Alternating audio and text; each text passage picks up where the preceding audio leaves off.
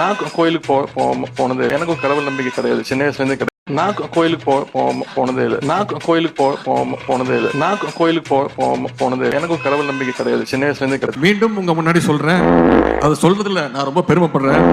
நானும் ஒரு கிறிஸ்தவன் தான். என் இனிய தமிழ் மக்களே, நான் சாமி கும்பிட மாட்டேன், கோவிலுக்கு செல்ல மாட்டேன் என்று சொல்லிக்கொண்டு கோவிலுக்கு செல்வது, கிறிஸ்துமஸ் விழாவில் கலந்து கொண்டு நான் கிறிஸ்தவன் என்பது, ரம்ஜான் விழாவில் கலந்து கொண்டு நோன்பு கஞ்சி குடித்து கொண்டு நான் இஸ்லாமியன் என்பது, இவையெல்லாம் தான் திராவிட மாடல். திமுகவுக்கு கைவந்த கலை. ஒப்பீடு செய்கையில் இவர்களை விட பிஜேபி கட்சியினர் 1000 மடங்கு பரவாயில்லை. நாங்கள் இந்துக்கள் தான், எங்கள் கொள்கை கோட்பாடு இதுதான் என்று தெளிவாக சொல்லிவிடுவார்கள். அந்த கட்சியில் தலைவன் முதல் தொண்டன் வரை அப்படித்தான்.